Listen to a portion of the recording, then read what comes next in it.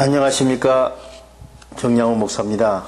로마서 설교주석 시리즈에 들어오신 하나님의 자녀 여러분, 진심으로 환영합니다. 본 설교주석 강해는 12개국어로 편집되어 있습니다. 로마서 설교주석 강해를 시작하겠습니다. 로마서 설교주석 제16강, 오늘은 로마서 2장 13절로 15절을 본문 말씀으로 로마서 설교주석 제16강을 시작하겠습니다. 로마서 본문을 봉독하겠습니다. 하나님 앞에서는 율법을 듣는 자가 의인이 아니요 오직 율법을 행하는 자라야 의롭다 하심을 얻으리니, 율법이 없는 이방인이 본성으로 율법의 일을 행할 때에는 그 사람은 율법이 없어도 자기가 자기에게 율법이 되나니, 이런 이들은 그 양심이 증거가 되어 그 생각들이 서로 혹은 고발하며 혹은 변명하여 그 마음에 새긴 율법의 행위를 나타내느니라.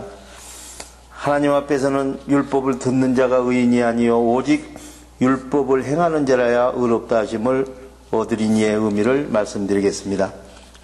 사랑하는 형제자매 여러분, 하나님 앞에서는 성경의 법을 보고 듣는 자가 정의로운 사람이 아니요 성경의 법대로 반드시 행동하는 사람이 정의롭다함을 인정받을 것입니다. 그러나 성경의 법대로 행동이 불가능한 사람이 성경의 법의 요구를 충족시킬 수 있는 방법은 성령으로 마음의 평강과 참 생각과 정의로운 행동을 이룰 수 있는 하나님의 뜻에 의해서 성령의 법으로 돌아가는 것입니다.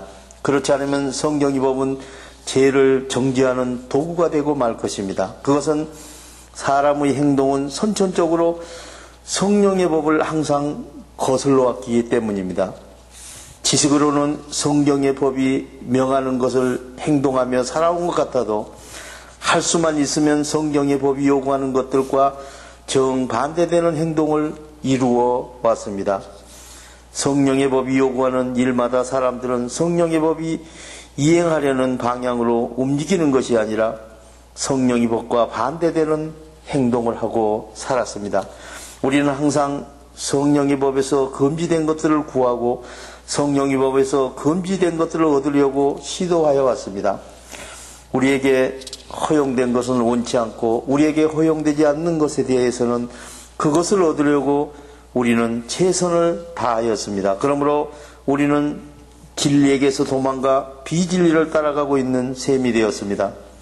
어떤 이는 우리가 원하는 것이 금지되어 있을 경우 그것들에게 우리는 왜 더욱더 유혹이 되는지 그 이유를 알 수 없다고 한탄하였습니다.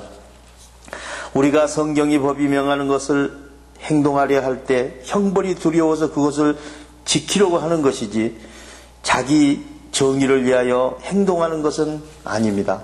그러므로 그리스도께서는 너희 의가 서기관과 바리새인보다 더 낫지 못하면 결국 천국에 들어가지 못하리라고 말씀하셨고, 또한 마음속에 품은 보이지 않는 분노가 보이는 죄보다 더 죄가 될 수 있다는 사실을 말해주고 있습니다. 우리가 성경의 법을 행하지 않는다면 성경의 법으로 말미암아 결코 의롭게 될 수 없으며, 우리가 성경의 법을 범한다면 즉시 저주가 임하리라는 것이 성경법의 기준인 것입니다. 우리는 지금 온전한 의가 성경의 법에 없다고 부인하는 것이 아니라 모든 사람들이 성경의 법을 범하였기 때문에 이제는 다른 진리의 의를 구하지 않으면 소망이 없다는 것을 말하고 있는 것입니다. 그러므로 우리는 아무도 성경의 법을 지키는 행위로는 의롭다함을 받을 수 없다고 설명하라는 것입니다. 그것은 성경의 법을 모두 지켜서 의롭게 될 수 있는 것이라면 성경의 법을 모두 지켜서 의를 이루었다고 자랑하는 사람이 한 사람이라도 나타나야 할 것입니다. 그런 사람이 아무도 없으므로 아무도 성경의 법을 지키는 행위로 의롭게 될 수 없다는 결론에 이르게 된 것입니다. 그러므로 또 다른 진리의 의란 성령이 평강 안에서 그 생각을 믿고 행동하여 하나님께서 거룩한 것처럼 우리도 거룩하게 성령의 법에 순종해야 되는 것입니다. 율법이 없는 이방인이 본성으로 율법이 일을 행할 때에는 그 사람은 율법이 없이도 자기가 자기에게 율법이 되나니의 의미를 말씀드리겠습니다. 사랑하는 형제 자매 여러분, 성경의 법이 없는 비그리스도인들도 본성이 성경의 법의 일을 행할 때에는 성경이 법이 없더라도 하나님께 주시는 자기 양심의 법이 그들에게 성경의 법을 대신하는 것입니다. 우리는 하나님의 법을 믿지 않는 사람들도 그들 자신의 행동을 통해서 그들에게 의의 준칙이 마음속에 양심으로 존재하고 있기 때문에 영적인 무지를 내세워 심판을 면할 수 없다는 것을 보여주고 있습니다. 그것은 어느 정도 성령의 법의 한계 내에서 살아가지 못할 정도로 인간성을 완전히 상실한 사람은 존재하지 않기 때문입니다. 모든 사람은 감시자가 없어도 자발적으로 그들 자신을 위한 규칙을 정립하는 경향이 있는데 이를 선언적 이성이라고 말하는 것입니다. 그러므로 사람들이 마음속에 선천적으로 심어진 정의관을 어느 정도 있다는 사실은 분명합니다. 믿지 않는 사람들에게 글로 씌어진 성경의 법은 없지만 옳고 공평한 것을 아는 양심의 지식이 그들에게 전적으로 결여되어 있는 것은 아니기 때문입니다. 만일 그런 지식이 믿지 않는 자들에게 존재하지 않는다면 그들은 미덕과 악덕을 구분해서 악덕은 벌하고 억제하고 미덕은 칭찬하고 인정해주고 상을 주어 높이는 것은 불가능했을 것입니다. 우리가 성경의 법과 인간의 본성을 대비시키는 것은 비그리스도인들도 태어날 때부터 하나님의 정의의 양심을 가지고 있고 그 정의의 양심이 그리스도인들에게 주어진 성경의 법을 대신하는 역할을 하기 때문입니다. 비그리스도인들의 경우에는 성경이 법이 없이도 자기가 자기 양심이 법이 되는 것입니다. 또한 성경의 법을 전혀 모르는 비그리스도인들에게도 도덕적인 양심의 법에 대한 감각이 있으며 비그리스도인들은 그 감각을 따라 살아가는 것입니다. 그들에게는 양심의 법이 존재합니다. 그들도 양심으로 선과 악을 알 수 있기 때문에 하나님의 성품에 관한 지식은 소유하고 있는 셈입니다.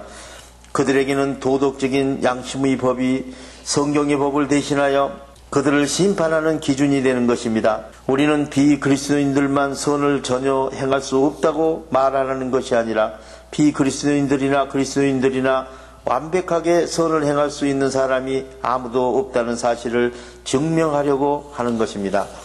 정의는 하나님의 기준이며 하나님의 성품입니다. 선과 악을 다른 사람과 비교하여 상벌을 논하는 것은 하나님의 기준 앞에서는 전혀 도움이 되지 않습니다. 결국에는 우리의 마음 환경과 생각과 행동에 대하여 진리를 기준으로 하나님 앞에서 해명해야 할 날이 올 것이기 때문입니다. 이런 이들은 그 양심이 증거가 되어 그 생각들이 서로 혹은 고발하며 혹은 변명하여 그 마음에 새긴 율법의 행위를 나타내느니라의 의미를 말씀드리겠습니다. 사랑하는 형제자매 여러분, 우리의 양심이 증거가 되고 생각이 자신을 고발하거나 변명함으로써 우리 마음에 기록된 양심의 법이 믿지 않는 자들에게는 성경의 법을 대신하여 행동을 통제하고 있음을 보여주고 있는 것입니다. 양심의 법은 문자적으로는 자기 자신과 함께 무언가를 인지하는 능력을 의미합니다.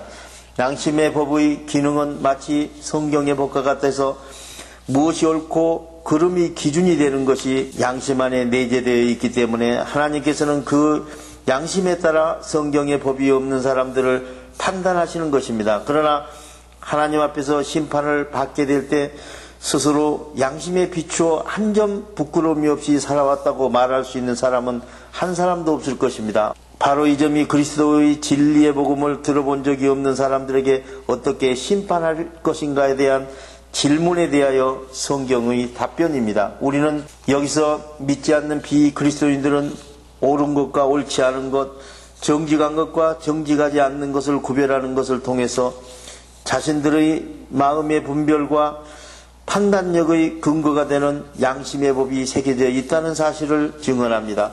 그들이 하나님을 예배해야 한다는 지식이 전혀 없다면 종교적인 의식을 만들어 도덕질을 악으로 여기며 도덕질을 부끄러워하겠습니까? 사람들은 자신이 선한 일을 하고 나서 그것에서 힘과 위로를 얻지만 자신이 악한 일을 하고 나서 그것에서 내적으로 괴로움과 고통을 당하는 것입니다. 그러므로 양심이 옷을 입을 때 지극히 드넓은 무대가 되지만 양심이 화를 낼 때는 가장 잔혹한 지팽이 되어서 그 어떤 분노의 하심보다도 더 맹렬하게 불경건한 자들을 괴롭히고 고문하는 것입니다. 이렇게 사람들은 본성적으로 성경의 법에 대하여 이 행위는 권장할 만한 선이고 저 행위는 혐오해야 할 것이라고 말할 수 있는 지식을 소유하고 있음을 알 수 있습니다. 사도는 이 양심의 법을 멋있고 노련하게 정의하고 있습니다. 그는 우리 마음속에 어떤 생각들이 접수되어 우리가 옳게 행동한 일을 변호하기도 하고 우리가 행동한 악한 일에 대해서 고발하고 양심이 스스로 죄를 깨닫는다고 정의하고 있습니다. 사도는 이렇게 고발하기도 하고 변호하기도 하는 것을 인간이 하나님과 연결되어 있음을 증명하고 있다고 말하고 있습니다.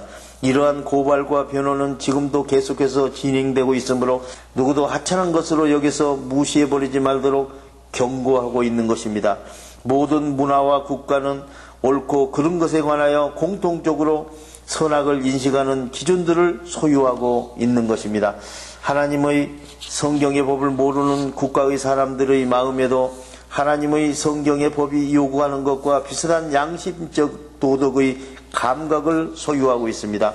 솔로몬은 이 사실을 깨닫고 다음과 같이 기록하였는데 하나님이 모든 것을 지으시되 때에 따라 아름답게 하셨고 또 사람에게는 영혼을 사모하는 마음을 주셨느니라. 그러나 하나님이 하시는 일의 시종을 사람으로 측량할 수 없게 하셨다고 하였습니다. 양심은 우리가 잘못했을 때 알려주는 내적인 감시자입니다. 그리스도인들에게 성경의 법이 감시자 역할을 한다면 비그리스도인들에게는 양심의 법이 성경의 법과 같은 역할을 하는 것입니다. 양심은 그들이 송사할 때 내적인 씨름을 하게 하며 종종 그들은 양심을 거슬리면서까지 자신의 행동을 변명하기도 합니다. 그들의 생각은 성령의 법을 인식하는 것과 같은 도덕적인 기능으로 작용하고 있는 것입니다. 본 설교 주석은 유튜브와 카카오 스토리와 네이버에서 정량호 목사를 치고 들어가서 보실 수 있으며 홈페이지 www.abc4.org에서도 보실 수 있습니다. 본 설교 용고가 필요하신 선교사님께서는 이메일 qw4400@naver.com으로 신청하시면 12개 국어 설교 주소 공고를 보내드리겠습니다. 우리 모두 마음의 평강을 소유하고 성령의 생각으로 하나님의 진리 안에서 행동하는 하나님의 자녀 신분을 회복하시기를 우리 주 예수 그리스도 이름으로 축원드립니다. 대단히 감사합니다.